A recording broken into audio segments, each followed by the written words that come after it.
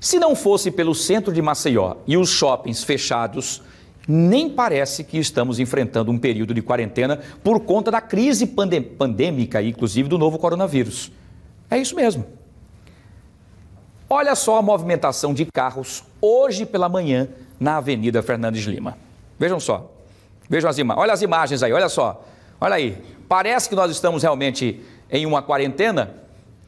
Daqui a pouquinho nós vamos falar com o professor da Universidade Federal de Alagoas que vai explicar o que seria ideal para que nós consigamos, inclusive, achatar essa curva de contaminação da Covid-19. Nós não estamos fazendo isso. Teria que ser no mínimo aí uns 75% aí, mas infelizmente acho que a gente está cumprindo no máximo 10%. Que olha a quantidade de pessoas aqui. Se tem carro, mas aí está nos carros, Wilson. Sim, mas se estão nos carros, vão parar em algum lugar. Vão descer para algum lugar. E acabam se acotovelando, se aglomerando aí nos caixas eletrônicos, né, nas lotéricas e em outras situações mais aí. Olha a quantidade de pessoas aqui. E olha, um estudo da Universidade Federal aponta que a taxa ideal para que o isolamento surta o efeito esperado é de 75%. E é justamente para falar sobre esse assunto é que nós vamos conversar agora com o professor Askeri, né? O Askeri Canabarro, que está conosco aqui, inclusive ao vivo, em live, para falar com a gente, que participou, inclusive, desse estudo, não é? Askeri, primeiro, boa noite, um prazer tê-lo aqui conosco.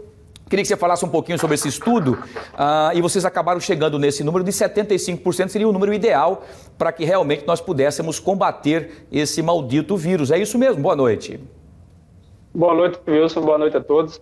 Em primeiro lugar, dizer que é um trabalho feito interdisciplinariamente com 3 físicos e 3 médicos infectologistas. E nós modelamos o nosso cenário atual tentando responder a seguinte pergunta. O nosso nível de isolamento está adequado? Está adequado? A gente já fez muito, a gente precisa intensificar. Qual seria uma resposta quantitativa e não qualitativa? Muito se fala de 70%, 75%, e a gente resolveu verificar esse número na prática. Pois bem, muitos se perguntam por que físicos e matemáticos estão envolvidos nessas pesquisas. A física é a ciência ideal para estudar uma coleção de partículas que interagem entre si. Então, se você pensar uma doença infecciosa, a propagação da doença como sendo um conjunto de indivíduos que interagem, então a física tem um papel fundamental nesse tipo de modelagem.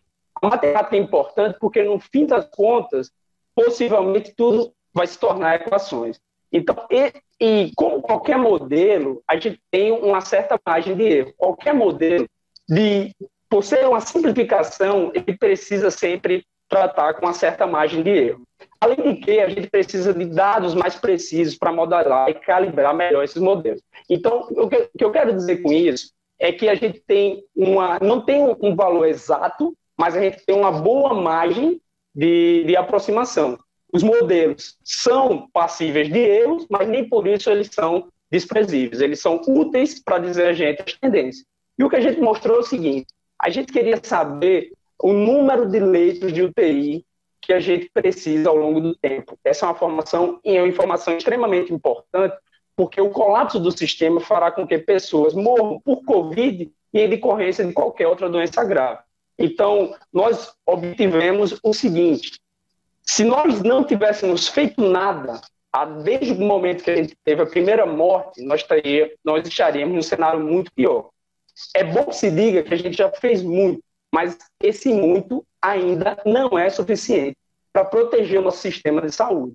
Nós precisamos, para dar uma margem de folga ao sistema, ter em torno de 75%. Isso é virtualmente impossível. O ser humano, ele é gregário, ele é sociável, é muito difícil convencer até as pessoas que podem ficar em casa, que permaneçam em casa. Mas a gente não pode baixar de 70%.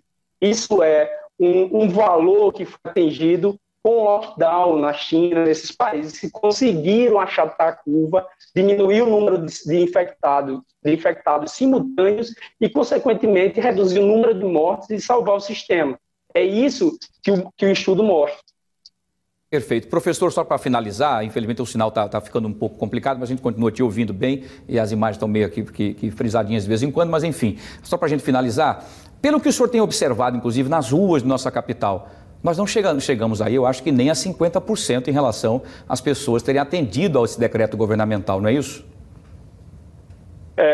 A gente tem uma ferramenta para fazer uma estimativa. A gente não pode trabalhar no modelo científico com dados heurísticos, né, popular no achismo.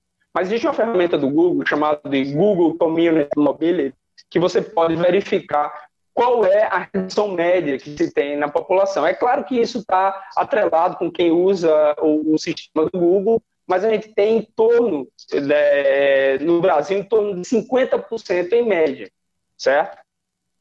Muito bem. Então, quer dizer, como o estudo está muito preciso e como o senhor disse também, é muito importante, é uma média entre 70% a 75%, mas é muito complicado para que as pessoas consigam entender isso e aí, como você mesmo disse, o ser humano é sociável, ele precisa sair, ele quer conversar, principalmente nós aqui do Nordeste somos mais calientes, enfim, tudo mais, essa dificuldade. Porém, é um risco muito grande e poderemos a qualquer momento aumentar aí um pico de contaminados e, infelizmente, de óbitos, né, professor?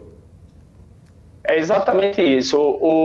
Um médico pode falar melhor do que eu, mas na ausência de uma vacina ou de qualquer outro tratamento preventivo, só nos resta o isolamento. É a única maneira de você romper o contato humano-humano.